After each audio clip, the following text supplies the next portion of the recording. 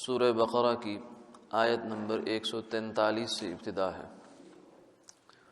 اعوذ باللہ من الشیطان الرجیم، بسم اللہ الرحمن الرحیم۔ وَكَذَلِكَ جَعَلْنَاكُمْ أُمَّةً وَسَطًا لِتَكُونُوا شُهَدَاءَ عَلَى النَّاسِ وَيَكُونَ الرَّسُولُ عَلَيْكُمْ شَهِيدًا وَمَا جَعَلْنَا الْقِبْلَةَ الَّتِي كُنْتَ عَلَيْهَا إِلَّا لِنَعْلَمَ مَنْ يَتَّبِعُ الرَّسُولَ مِمَّنْ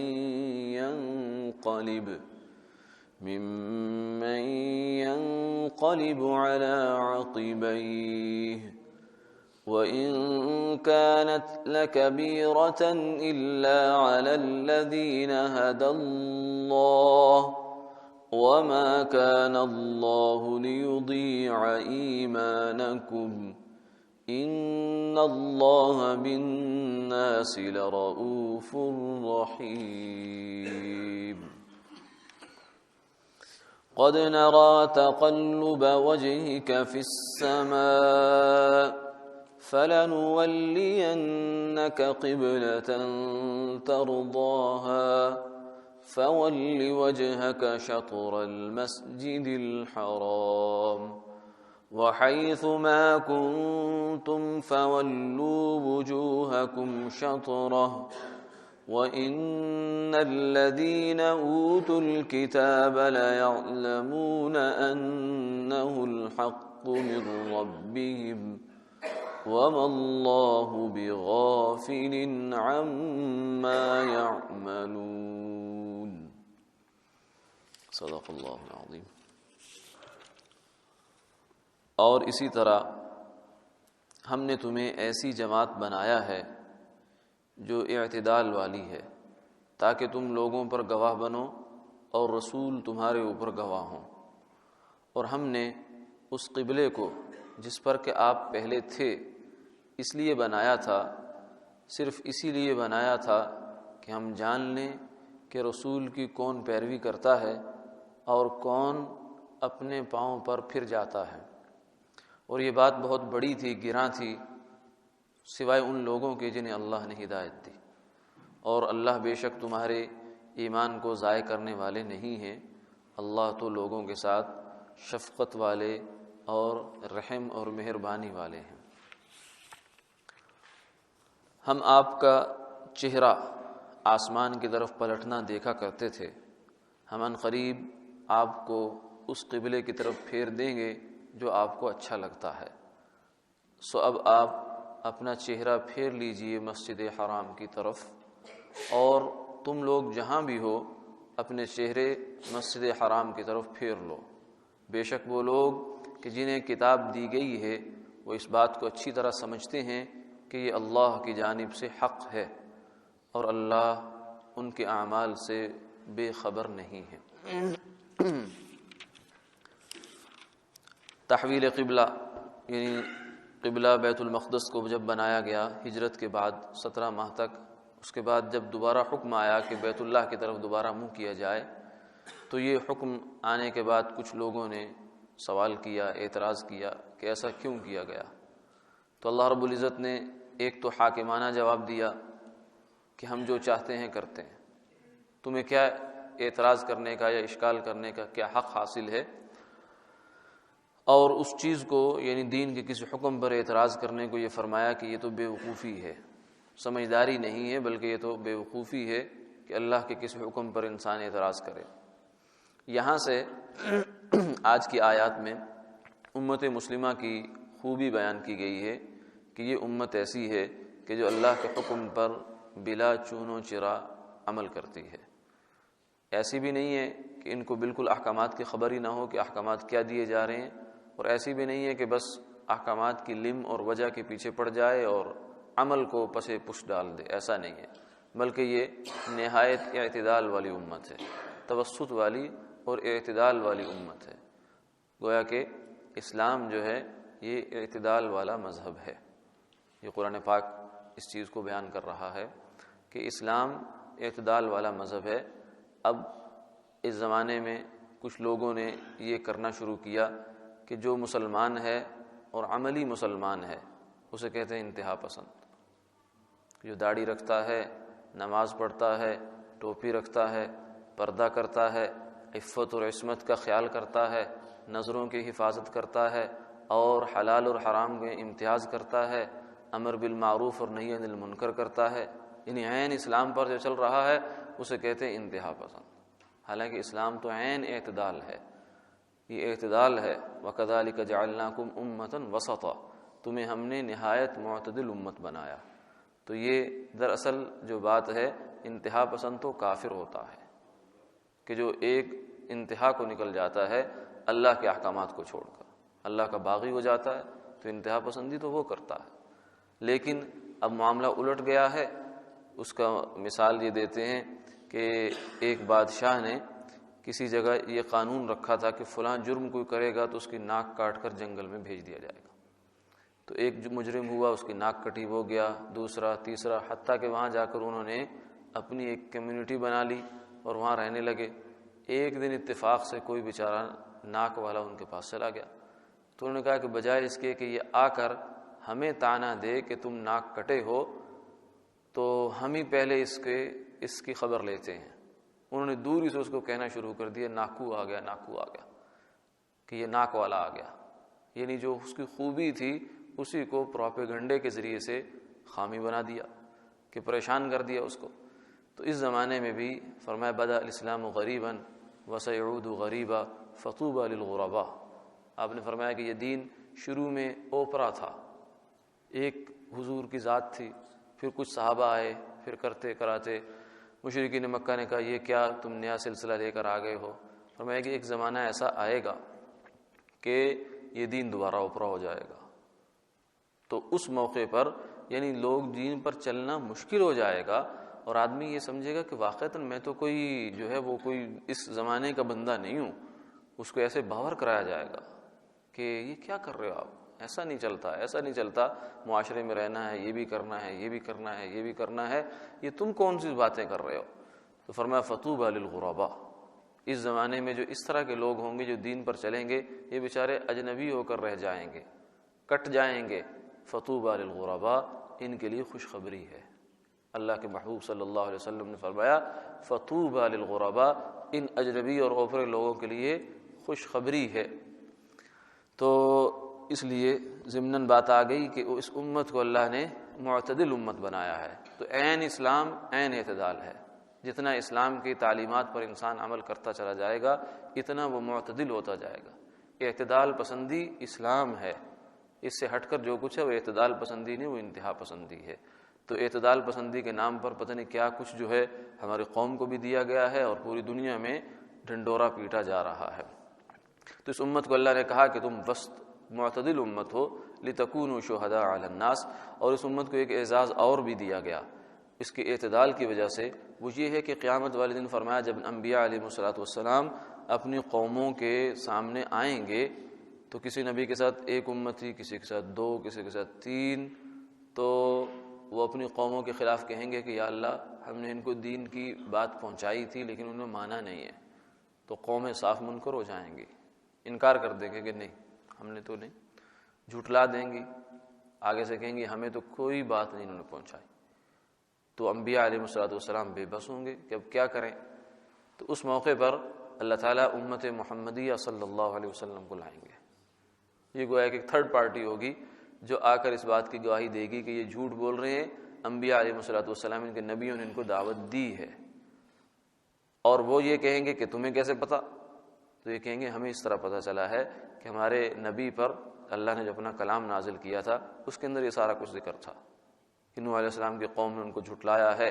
کذبت عاد المرسلین، کذبت قوم نوح المرسلین، کہ عاد نے رسولوں کو جھٹلایا، نوح علیہ السلام کی قوم نے رسولوں کو جھٹلایا، لوط علیہ السلام کی قوم نے جھٹلایا۔ تو یہ سب خبریں ہمارے پاس پہنچی ہیں، اور یہ ایسے ہی ہے جیسے ہم نے تمہیں اپنی آنکھوں سے دیکھا ہے۔ یہ شہادت اس درجے کی ہے کہ ہمیں اپنے نبی کی بات پر اور ان کی کلام پر اور ان کی آنے والی وحی پر اس قدر یقین ہے کہ ہم تمہارے خلاف گواہ بن کے کھڑے۔ اور ان کے اوپر جو ہے پھر حضور صلی اللہ علیہ وسلم کو گواہ بنا کر لایا جائے گا کہ یہ امت کا تزکیہ، جیسے شاہد ہوتا ہے نا، گواہ ہوتا ہے عدالت میں، تو جب وہ عدالت میں اس کی گواہی ہو جاتی ہے تو اس کے بعد عدالت کی ذمہ داری ہوتی ہے کہ وہ اس کی جو شخصی جو قوائف ہیں اس کی چھان پھٹک کرے کہ جو گواہ پیش ہوا ہے یہ واقعتاً گواہی دینے کا اہل ہے یا نہیں ہے۔ اس کو تزکیۃ الشہود کہتے ہیں، گواہوں کو پاکیزہ کرنا، ان کو اہل ثابت کرنا۔ تو امت مسلمہ گواہ بنے گی اور اس کا تزکیہ جو ہوگا وہ حضور صلی اللہ علیہ وسلم ہوں گے، وَيَكُونَ الرَّسُولُ عَلَيْكُمْ شَهِيدًا۔ تو یہ بھی ایک امت کا اعزاز ہے۔ پھر آگے اس سے آگے بات چلائی کہ اس امت کو اللہ نے معتدل امت بنایا، اس کا مزاج بنایا۔ اب اسی کو تحویل قبلہ کا حکم جب ملا ہے تو انہوں نے بلا چون و چرا اس کو تسلیم کر لیا۔ اب آگے اللہ تعالیٰ حکمت بیان کر رہے ہیں کہ قبلہ ہم نے بدلا کیوں ہے۔ یہ جو سوال کسی نے اٹھایا تھا، ما ولاہم عن قبلتہم التی کانوا علیہا، چونکہ وہ سوال کرنے والے مخلص نہیں تھے تو اللہ نے ان کو تو منہ کا جواب دیا، ٹکا سا جواب دیا کہ تم تو بیوقوف ہو۔ اب آگے جو مخلص لوگ ہیں ان کے ذہن میں بھی اگر سوال آیا ہے تو ان کی تسلی کے لیے فرمایا کہ اس کی حکمت ہم بتاتے ہیں۔ حکمت یہ ہے کہ ہم نے جو قبلہ بنایا تھا یہ آزمائش کے لیے بنایا تھا، دونوں قسم کے لوگوں کی آزمائش۔ ایک جانب قریش کی آزمائش تھی، عربوں کی آزمائش تھی، اور ایک جانب یہود کی آزمائش، کیونکہ قریش اور جو عرب تھے وہ یہ چاہتے تھے کہ قبلہ بیت اللہ ہی رہے، کہ ہمارے پاس یہ گھر ہے، ہم اس کے متولی ہیں، اپنی گھر کے ساتھ اور اپنی مسجد کے ساتھ اور اپنے عبادت گاہ کے ساتھ انسان کو ایک جذباتی تعلق ہوتا ہے۔ جیسے مسجدیں تو ساری اللہ کی ہیں لیکن اپنے محلے کی مسجد کے ساتھ اور تعلق ہوتا ہے انسان کو۔ تو گھر تو اللہ کے ہیں لیکن قریش کو تعلق بیت اللہ کے ساتھ تھا، اور ادھر یہود کو تعلق جو تھا وہ بیت المقدس کے ساتھ تھا۔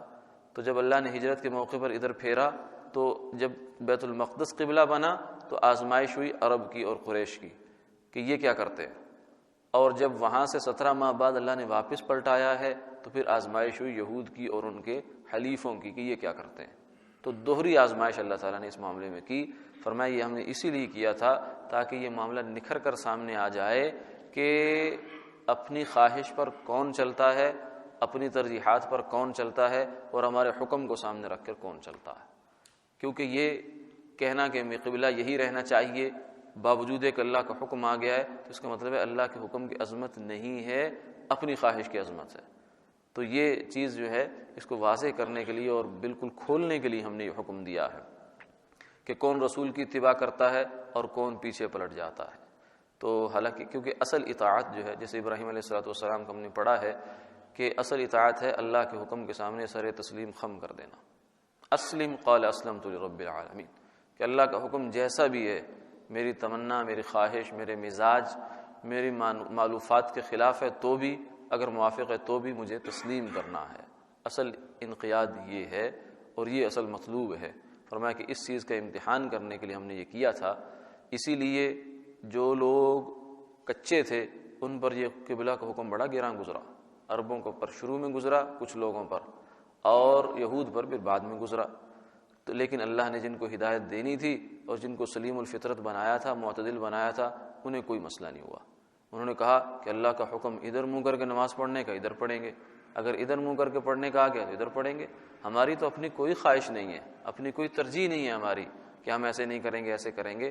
تو ان پر فرمایا کہ ان کے اوپر تو کوئی حکم گرا نہیں ہے، کیونکہ ان کی اپنی خواہش ہی کوئی نہیں۔ جیسے ایک غلام تھا، اس سے بازار میں اس کو کوئی خریدار خریدنے کے لیے چلا گیا تو اس غلام سے اس نے پوچھا خریدار نے کہ تمہارا نام کیا ہے؟ اس نے کہا میرا کوئی نام نہیں ہے۔ اس نے کہا کیوں؟ بچوں کا تو نام ہوتا ہے، دنیا میں ماں باپ کو نام رکھتے ہیں۔ انہوں نے کہا میرا نام وہ ہے جو میرا آقا لے گا، جو میرا مالک میرا نام رکھ دے گا، میرا وہی نام ہے، میرا اپنی کوئی نام نہیں، کوئی میری پہچان نہیں۔ اس نے کہا تم کھاؤ گے کیا؟ اس نے کہا میرا کوئی خواہش نہیں ہے۔ تم کرتے آرام کتنا کرتے ہو، یہ کتنا، میرا کوئی خواہش نہیں، کوئی میری ترجیحات ہیں ہی نہیں سرے سے، جو میرا آقا کرے گا بس وہ ہے۔ تو جو تو اپنے آپ کو اس حد تک تفویض اور تسلیم کر دیتے ہیں، انہیں فرمایا کہ کوئی اللہ کا حکم گراں گزرتا ہی نہیں ہے، اور جو اپنی تجویز لاتے ہیں بیچ میں، اس میں بہت اہم نقطہ ہے اس بات کا۔ حکیم علامہ مولانا اشرف علی تھانوی رحمہ اللہ فرماتے ہیں کہ انسان کو جو پریشانی آتی ہے نا، وہ اس وجہ سے آتی ہے کہ یہ تجویز کرتا ہے، اپنے لیے خیر کی صورتیں تجویز کرتا ہے کہ مجھے یہ چاہیے اور ایسے چاہیے اور اس طریقے سے چاہیے، تفویض نہیں کرتا۔ تفویض کا مطلب ہوتا ہے اپنے آپ کو اللہ کے حوالے کر دینا، وَأُفَوِّضُ أَمْرِي إِلَى اللَّهِ إِنَّ اللَّهَ بَصِيرٌ بِالْعِبَادِ۔ اس لیے تجویز میں انسان پریشان رہتا ہے، کیونکہ ضروری تو نہیں کہ جو ہم اپنے لیے منتخب کریں اللہ اس کو قبول کرے، اسی طریقے سے صاد کرے، ایسا تو کوئی ضروری نہیں ہے۔ اللہ تو اپنی حکمتوں کے ساتھ جیسا چاہیں گے، جتنا چاہیں گے، جب چاہیں گے، جس کو چاہیں گے عطا فرمائیں گے۔ ہم پھر پریشان ہو جاتے ہیں، میں اتنی دیر سے دعا مانگ رہا ہوں، وظیفہ پڑھ رہا ہوں، یہ کر رہا ہوں، وہ کر رہا ہوں، لیکن نہیں۔ تو اس لیے تفویض جو ہے اس میں بڑی راحت ہے کہ اللہ کے ہر حکم پر اور ہر چیز پر، اس لیے کسی اللہ والے سے پوچھا گیا نہ، بلکہ وہ خود کہنے لگے کہ یہ پوری دنیا کا نظام، کائنات کا نظام میری چاہت کے مطابق چل رہا ہے۔ ان کا خیر ہے، آپ کا دماغ صحیح ہے؟ ان کا ہاں ہاں بالکل ٹھیک ہے۔ اس کی وجہ بتاتا ہوں، وجہ یہ ہے کہ میں نے اپنی چاہت کو اللہ کی چاہت میں فنا کر دیا، میری کوئی چاہت ہی نہیں ہے۔ تو کائنات کا نظام اللہ کی، جو اللہ کی چاہت ہے وہ میری چاہت ہے۔ تو جب کائنات کا نظام اللہ کی چاہت پہ چل رہا ہے تو گویا کہ میری چاہت پہ چل رہا ہے۔ جو کچھ بھی ہو رہا ہے مجھے اس پر کوئی اعتراض نہیں، کوئی اشکال نہیں، کوئی الجھاؤ نہیں، کوئی کچھ نہیں ہے، تو میری چاہت پر چل رہا ہے۔ تو یہ بڑی راحت کا اور سلامتی کا راستہ ہوتا ہے۔ مانگے ضرور انسان اللہ سے، فرمایا کہ مانگنا تو شامی کباب چاہیے، بریانی چاہیے، لیکن راضی انسان روٹی چٹنی پر ہو جائے، رضا بر قضا، اللہ کے ہر فیصلے پر تسلیم اور رضا۔ یہ تو اخلاص سے بھی بڑا مقام ہے، اخلاص کا بہت بڑا مقام ہے، لیکن رضا بر قضا کا مقام اس سے بھی اونچا ہے۔ تو ان کے لیے فرمایا کہ اللہ کا کوئی حکم بھی گراں نہیں گزرتا، الا علی الذین ھدی اللہ، اللہ جن کو رہنمائی دے دیں اور تفویض دے دیں۔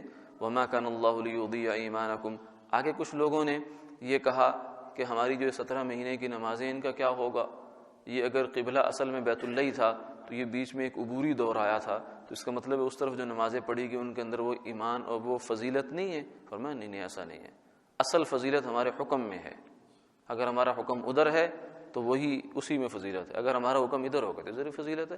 وما کان اللہ لیضیع ایمانکم، اللہ تمہاری نمازوں کو، تمہارے ایمان کو ضائع کرنے والے نہیں ہیں۔ ان اللہ بالناس لرؤوف الرحیم، بے شک اللہ تو بندوں کے ساتھ انتہائی شفقت کا معاملہ کرنے والے ہیں، انتہائی شفقت۔ رؤوف مبالغے کا صیغہ ہے، رحیم مہربان ہے۔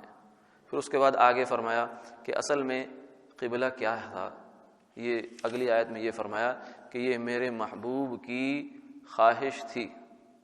آپ نے فرمایا کہ اللہ تعالیٰ نے فرمایا کہ ہم آپ کو بار بار دیکھا کرتے تھے کہ آپ آسمان کی طرف نگاہ اٹھاتے تھے اس امید میں اور اس تمنا میں کہ اگر قبلہ بیت اللہ بنا دیا جائے، فَلَنُوَلِّيَنَّكَ قِبْلَةً تَرْضَاهَا، ہم آپ کا قبلہ بنا دیں گے۔